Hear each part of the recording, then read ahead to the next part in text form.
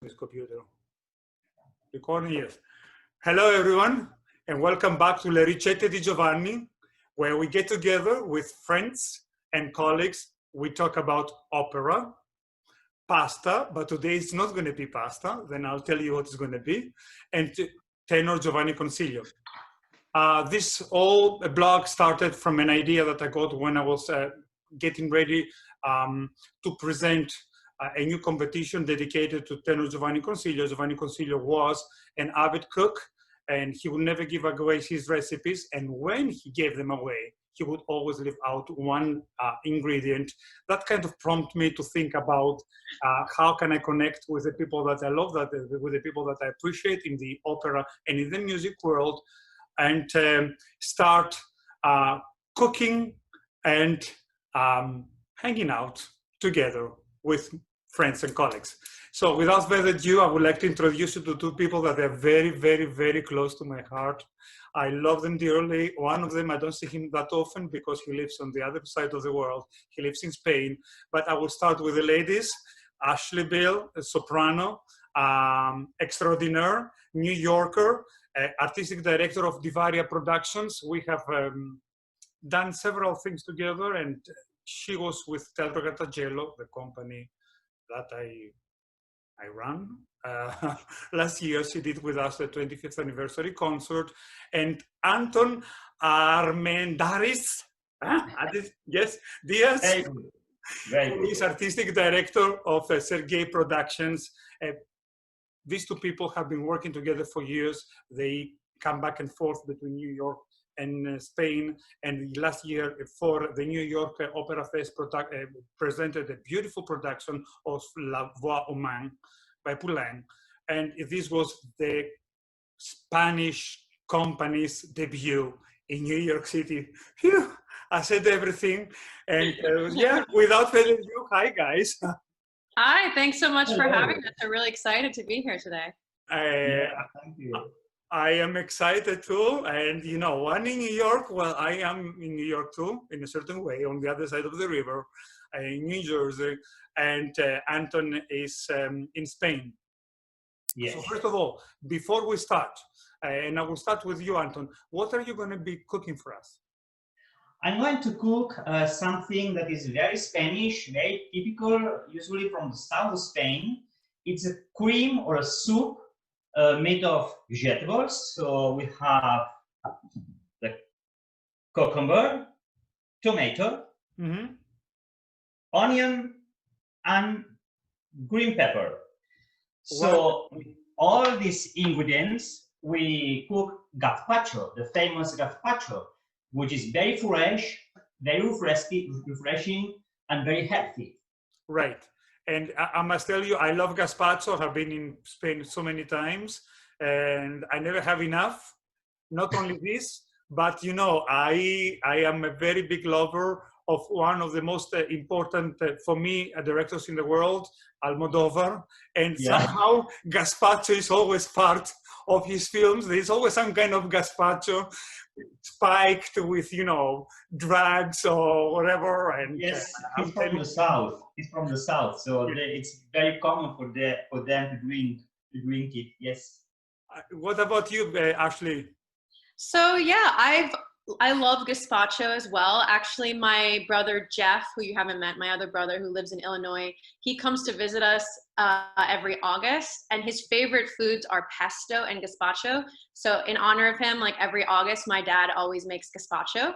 So gazpacho is always something very close to my heart, but I figured I will leave the traditional gazpacho to Anton, and I'm going to do a different version of a gazpacho that my dad came up with, which is a green gazpacho, so like an American gazpacho. Fantastic. So listen, guys, before we cook, I would like to ask something that I have always been fascinated about that, and I will start with you, Ashley. Can you please tell me what made you decide to get involved in the opera world? What made you decide, I want to be a soprano, I want to be an opera performer? Well, my mom said I was singing when I was a baby, and I just loved always singing.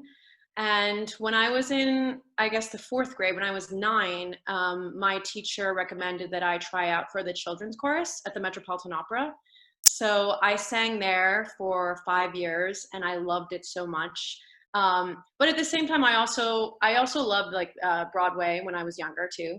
But then when I was 16, I went to a festival in Italy, and that was really what changed my mind for me. I fell in love with Italy. I fell in love with the language. I fell in love with opera, and I said, this is what I want to do. So.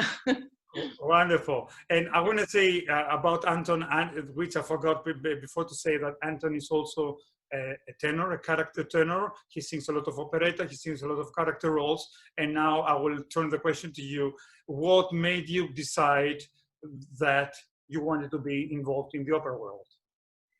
Well, everything started when I was a kid, because my mother's a musician, she's a pianist, and always at home there was all kinds of music, not only classical, but rock, pop music, operetta, farfalla, and so on. And also my grandma involved me in the world of cinema, of movies. Okay, she loved movies, so I went with her to the movie theater to watch movies. So in a certain way, I knew since I was very kid that I wanted to be involved in this kind of arts.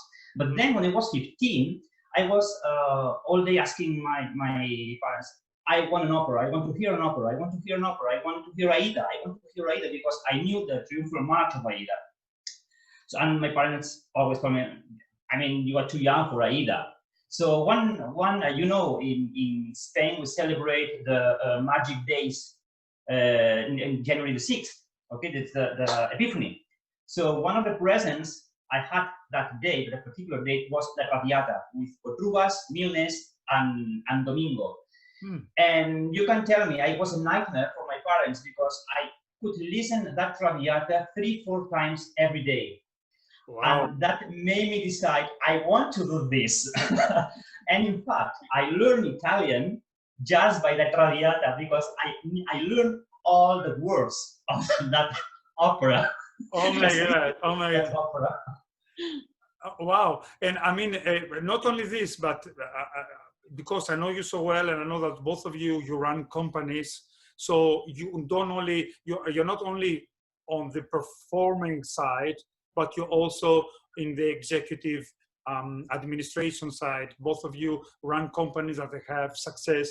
That you have been presenting shows in New York and in Spain for quite some time. And I would like again to go back to Ashley and ask you, how do you combine both things together? Oh, that's a tough question. It is difficult at times. What I try to do in order to be able to fully do my best at both, I guess, is we really only do one big thing per year with my company here. And I have a lot of people that help me. Obviously, I never direct or do any of that kind of stuff. I hire, Anton is the director for most of our productions. Right. And I guess the reason that I really like doing both so much is because what I'm really passionate about in opera is exposing new audiences to opera. And so what we've really tried to do is try to blend theater with opera a lot. So we have actors and singers together. And so we try to maybe get people that love Broadway or that love going to theater to also want to come to see an opera, because we have some of those elements in it. And then maybe they'll come and see full operas in the future, and we'll hopefully create new opera fans. Right. So you have also the educational element within your shows, yes, preparing the younger generations to hopefully love this art, and yes. Which is great. I mean, you know, we that's what we all hope. We all obviously are into this business because we love what we do. And we hope that this gets in somehow transmitted to the new generations, to the next generations of listeners, of lovers, of music lovers, of opera lovers. How about you, Anton? Antonuccio? Well, more or less, it's like Ashley. It's difficult. I mean, when I'm involved in a project that I have to act and I have to direct, but not as a director, but from my company, and then I have to deal with all the problems, you know, that we have to deal when you organize something. then it's really rough. Sometimes it's why am I doing this? I could be doing something easier. But at the end it's fun. I do it for fun. Right. I do it because I enjoy doing it. At the end is fun, and also because I like the vision that I had, and which is the same as Ashley. And you know, it's this kind of educational aspect of opera, and saying to the audience that opera is not only that boring music for elderly people. It's something really fun if it's presented in a funny way. Right. And as it was pretty difficult to get involved in some of the companies that are nearby my home, then I decided to create my own company, and that's why I did it. I mean, I know you have a vision. I have worked with you in Così fan tutte, the gayest Alfonso ever. We have to do it again. Yes. I need the money, but I promise you, when I have the money, we'll do Così fan tutte. I tried a couple of years ago, but it was impossible. Right. No, I know you have a vision. I know your work. I know you have a vision, and you know, if you can make for the audience, for whatever audience, an opera to be fun. Opera is fun. I love. Obviously, I have been doing this forever, and obviously we love it because we are within the world of opera. But the whole idea is, how do you take a music and a show and lyrics and a libretto that to many young singers sounds boring and updated, and bring it to something that becomes fun for them, and they want to see it, and they want to come back. So kudos to both of you. I would say at this point, and Anton, let's start with your recipe. I cannot wait. So, let me just. All right. Yes. Okay. Wonderful. So we have tomatoes, onion, the cucumber, and the green pepper. So what I'm going to do first is, well, the tomatoes are washed before we start. So I'm going to cut them. Okay. So we cut the tomato. Okay. I mean, as we are going to put them on this thing, I don't know the name of this in English. The blender, right? Do I say that right? Blender, right? Blender, yes. So we don't need to cut them in very small pieces. Right. I mean, if you want like a liter of gazpacho, then you need like a kilo, 3.5 pounds. Okay. Okay. I'm not going to do a liter because it's too much, and also I did a rehearsal a couple of days ago. I go and I have like 2 liters of gazpacho. I know. I know. But I'm going to cut another tomato. Excellent. I mean, I'm not so sure where can we find in New York tomatoes like your tomatoes in Spain, or you know, in Italy or in Greece where I come from. But I mean, we will do our best. You know what? I'm very lucky with these tomatoes because one of my neighbors on this building, they have a farm, and they last week they brought us to all the neighbors these tomatoes, which are amazing. They are like 1 pound each one. Oh wow! Yeah, they're huge and so tasty. I must tell you, you know, I come from the south of Greece, and we have amazing tomatoes. And when I go to see my family once in a while, and I land, the first thing that I ask is for tomatoes. For tomatoes, yeah, I believe you. Okay, now we take the peel off the cucumber. Oh, okay. So you peel off the cucumbers. Yes. Okay. Great. And tomatoes match. I love cucumber. In Greece, you do this dish with cucumbers and yogurt, which I love, and I don't know the name. It's called tzatziki, yes. I love tzatziki too. I love tzatziki. I love that. So good. It's too dangerous because when I start, I cannot finish, so I stay away. Yeah. So I tell you, some people can put everything, all the fruits directly into this base. But Okay. I prefer to put it in a plate, in a special plate, and then mix it, because then the flavors mix, and it's much tasty, and it's much better. Okay, okay, yeah, because I guess the tomatoes let out all the water, the Yeah. juices, and the mix with. Yeah. I get it. And by the way, Also, your T-shirt. to add water. I mean, you can add water if you want, Okay. but you don't need it, because the tomato, and then the oil and vinegar and so on gives you all the water you need. Right, right. I wanted to tell you, I'm dying to tell you that your T-shirt matches the tomatoes. Pardon me? Your T-shirt matches the tomatoes. What's that? Your T-shirt Oh yeah. matches the tomatoes. Okay, and now the green pepper. So you open it. Okay, I have to be careful with this green pepper, because they are really spicy. So okay. I'm going to remove all the seed, or at least all the seeds, because if not, it will be too much spicy for my taste. But if you like spicy, it's okay. Yeah. What about if somebody cannot have spice or doesn't like spicy? No, I mean, there are some green peppers that are not spicy. Okay. But for any reason, these green peppers are spicy. Okay. Okay. But you can do it with non-spicy green pepper. Okay. Good. Oh, I forgot something. Hold on, I need the garlic. Yes. Oh, I love garlic. Yes. Garlic is good. Yeah. So I need garlic. I love the garlic Greek dip, the scordalia. Cordalla, yes. Oh my gosh, so good. Yeah, I love it too. I have no idea how to make it. And like tzatziki is pretty easy to make and quick.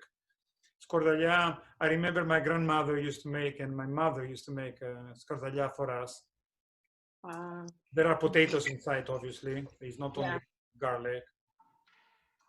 So Yeah, my friend Arena, who you know, she gave me the recipe because I tried to make it first from this cookbook, and it was completely wrong. It had way too much lemon in it. And so then I spoke to her. She's like, no, there's hardly any lemon. Right. Excellent. Yeah. And now you're cutting onions, right? I cut the onion, yeah. Okay.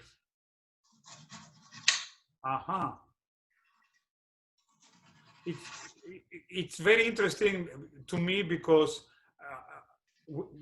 I have never done gazpacho, but I will next week. I would have put everything directly inside the blender, but it's very interesting that you say that the flavors mix better on a bowl, and I will keep that in mind. And now I'm crying, I'm sorry. It's okay. It's okay, don't cry. For me, Argentina. Yes, for me, Argentina. You know, I cannot wait. I'm such a big fan of Almodovar. I have every film, which I have seen them like 10 times, and I'm obsessed. So I cannot wait to make this gazpacho. And you know, they are shooting La Voix Humaine, and the premiere is next month in Venice Festival. It's so crazy. Excellent, okay. Excellent. Now, olive oil. Okay. Yes. Olive oil. Yes. From Spain. And be generous with the oil. Okay. You are generous. Some vinegar. What kind of vinegar? European or Italian? Yeah, well, Italian, for example, is good. This is Spanish, but it's not. This is wine vinegar. Okay. So be careful with the vinegar. If you don't like it, I love vinegar, but some people don't. So just take care.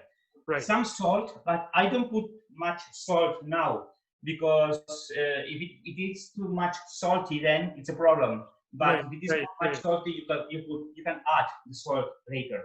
And now you just mix everything. I love this part. Okay. Now I tell you a secret.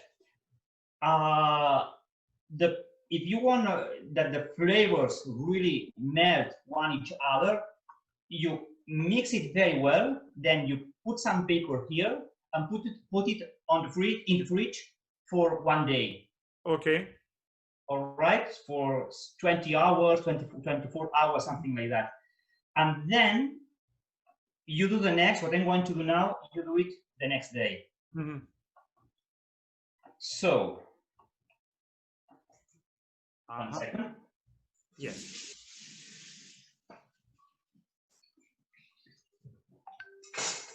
Okay. I show you this, Wonderful. Wow. which looks really good. And now, oh, something interesting. We need bread. Okay. But this bread has to, it's yesterday's bread, so it is hard. Okay. And I'm going to dip it on water. Uh-huh. So first of all, I cut some slices.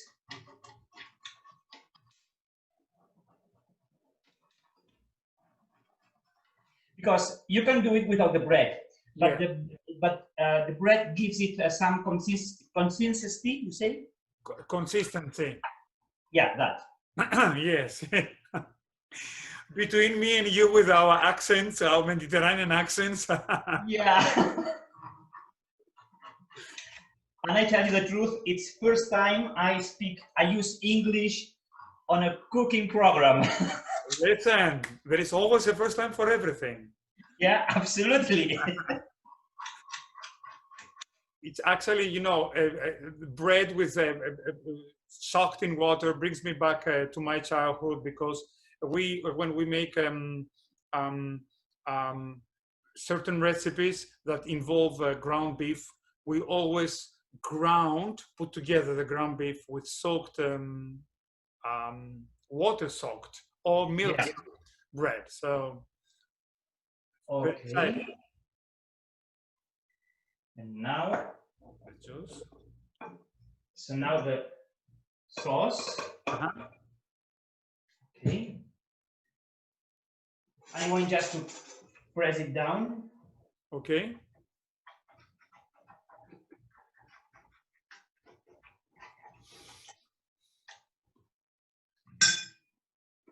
And now I'm going to add some bread.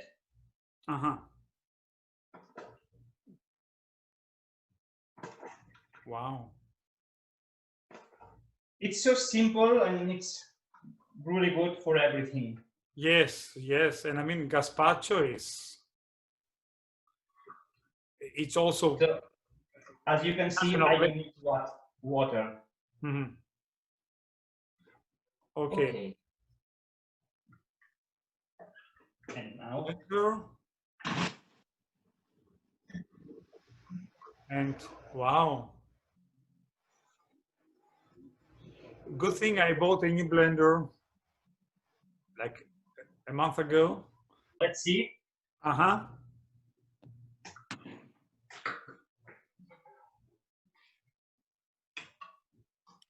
Wow. You are making me so hungry, Anton, you have no idea. I know, I really want that. And now, wait, I haven't finished yet, because this is a boiled egg, okay? So you can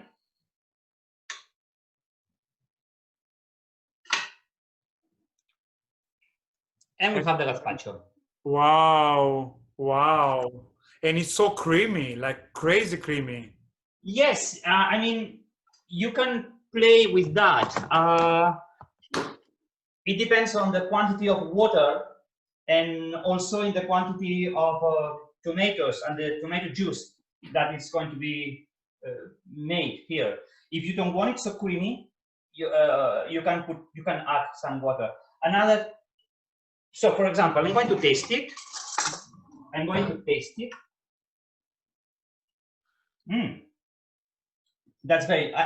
That's good. I mean, that's very good. So if you want some more spicy, you can add black pepper. Okay. I'm not going to add it because for me it's perfect. Right. But yes, this is gazpacho. Oh my God, fantastic. Bravo. Bravo. Oh, if you applaud me, I'm going to do this. So an encore. We have the American beast right there waiting for us. So Okay. it's all about you now.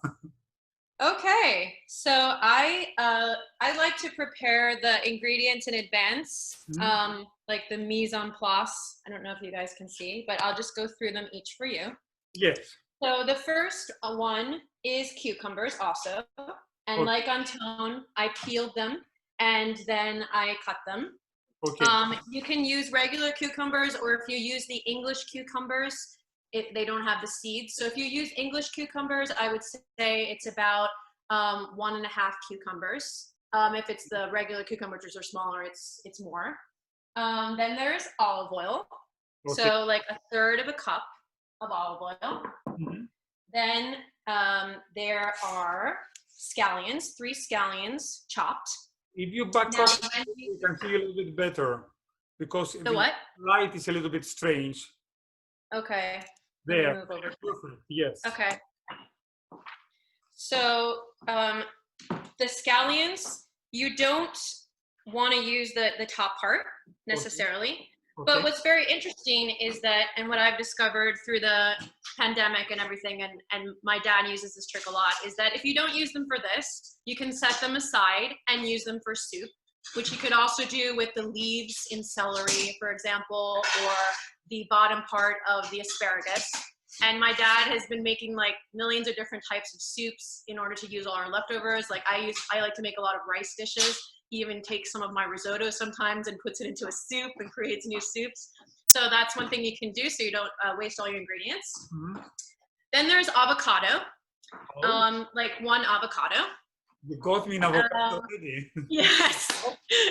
Yeah, we're doing green gazpacho here, so everything is green pretty much. Then there's parsley.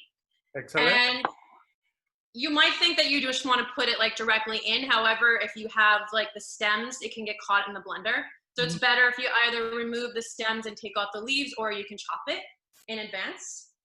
And then there is also garlic, 2 cloves of garlic in this. And if you want a trick for how to peel garlic without using a knife, you can take like a tea kettle and smash it like this.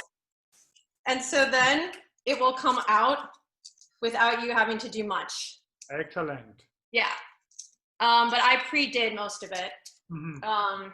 So pretty much it comes out without having to use the knife at all. And then there's the secret ingredient, which is why I like it, because I don't like desserts really. I'm very weird. I don't like sweet, but I do like sweet things in regular food sometimes. So this gazpacho is more sweet, and the secret ingredient is grapes. And then there's obviously salt and pepper to taste. And the thing with this is that it's really about getting the balance between sweet and savory that is best for you. Right. So you can adjust what you like best. So let me see if I can move this one here to the blender. So I will add everything. I do not use Anton's trick, but now I definitely might take that in mind in the future of mixing it in advance. Yes. But I will add everything in.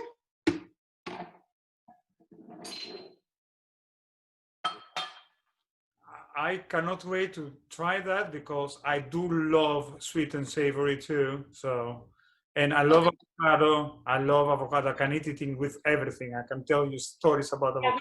Yeah, me too. So, awesome.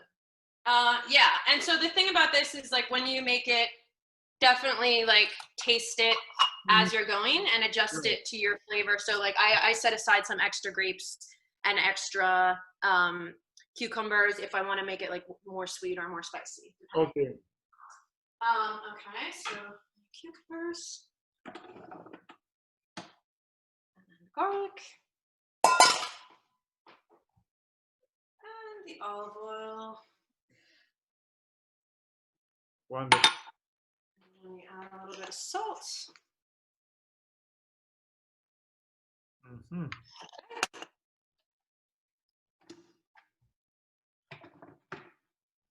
And we blend. Okay. Excellent. And then you taste it. And if you want to have more, try some here. Let's see how that goes.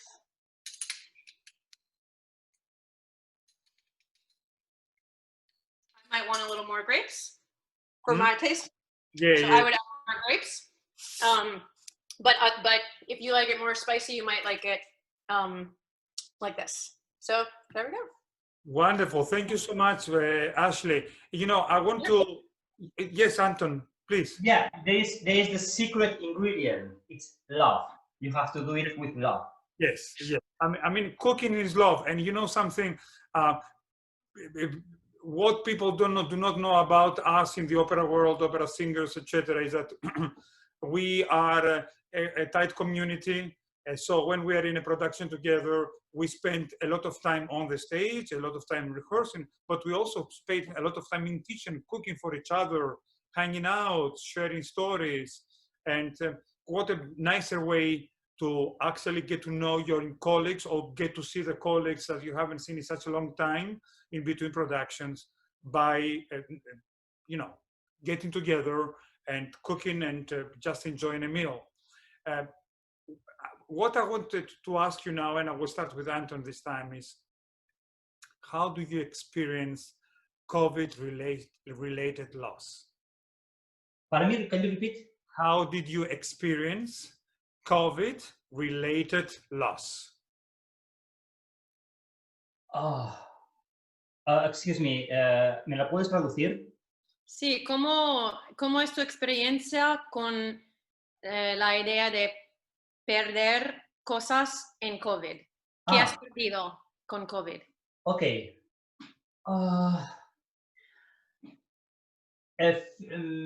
From the point of view of material, nothing. But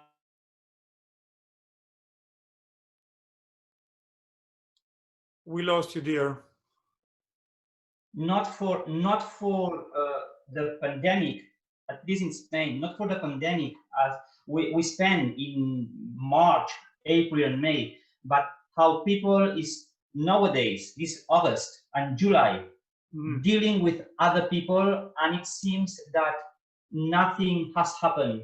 It seems that everything is normal, and we have again lots and lots of people infected by COVID, and COVID in Spain now is increasing, and that makes me think that something is not going well. So yeah, in that sense, I lost some hope. I don't know if I'm answering your question, but that's what I'm losing now with COVID.